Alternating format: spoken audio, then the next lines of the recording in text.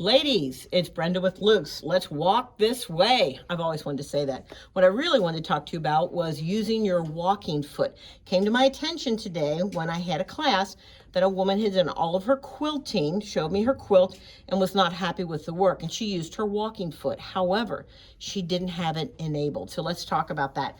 I'm sitting at the Janome M7, and I am going to go into my quilting menu because I am going to sew my binding on, okay, with a 1/4 inch.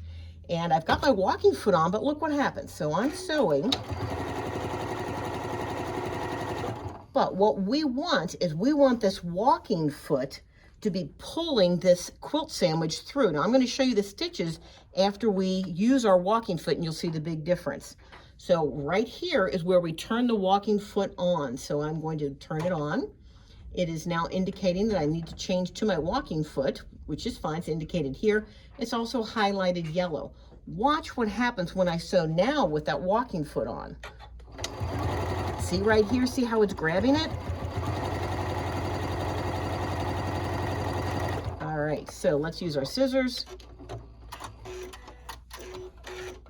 And we had a 1.8 stitch here, very irregular.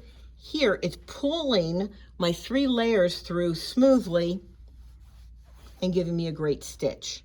So if you're quilting, you want to use your walking foot right here, make sure you turn it on.